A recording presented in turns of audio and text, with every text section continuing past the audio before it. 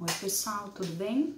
Aula de português de hoje, a gente vai falar do livro nas páginas 56 até 58. Pega o seu livro aí e vamos ler juntas as atividades. Então, na página 56, de olho no texto, estilo. Ah, se as árvores falassem, quantas histórias, quantos acontecimentos nos contariam. O poema a seguir foi escrito por Olavo Bilac no século XIX, por volta de 1888, mesmo sendo de uma época em que nenhum de nós sequer pensava em nascer, ele é bem atual. Vamos ver por quê?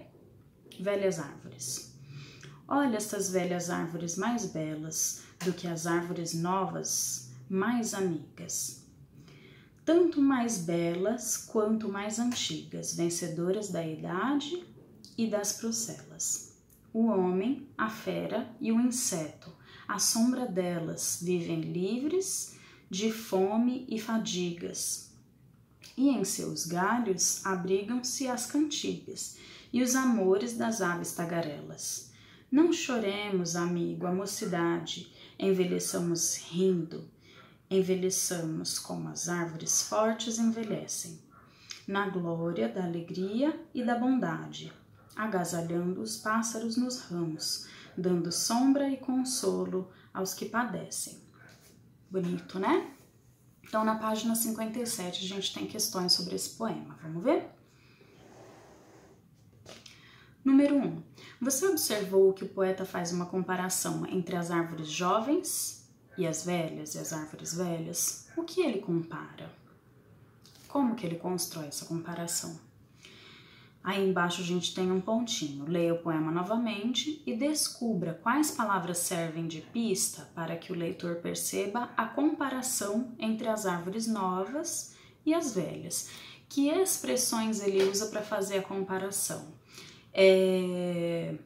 Mais do que, menos do que, um tanto quanto. Que tipo de expressão ele usa para fazer essas comparações? 2. Na segunda estrofe aparecem os pronomes delas e seus. A que eles se referem? Delas e seus. Está falando de quem? Está substituindo qual palavra? 3. Você acha que o poema menciona somente as árvores ou faz alguma outra comparação? E aí, gente, o que vocês acham? Tem mais alguma comparação do que as árvores? Além das árvores?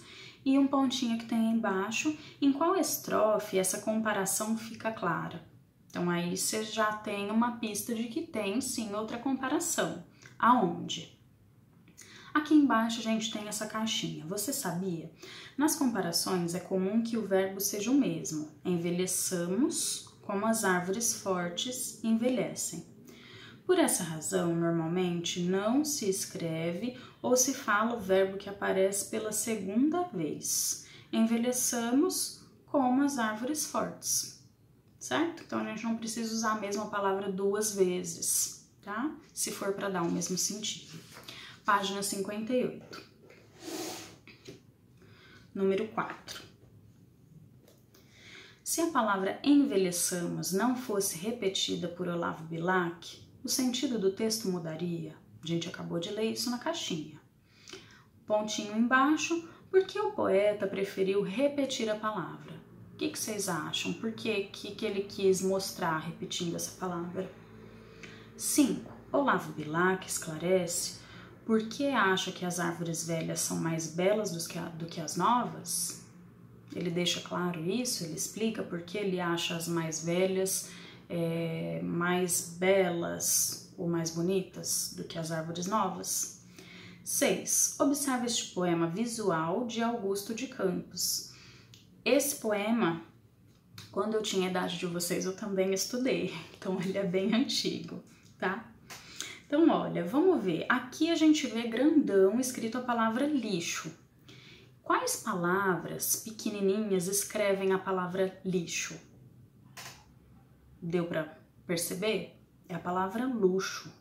Então vamos lá, na letra A. Nesse poema, cada letra da palavra lixo é composta por repetições da palavra luxo. Que efeitos de sentidos esse jogo de palavras provoca? Que efeitos de sentido esse jogo de palavras provoca? O que será, gente? Vou dar uma dica, hein? Por esse poema aí, o que a gente encontra no lixo? Será que tem luxo no lixo? Ou será que o luxo é um lixo? O que vocês acham?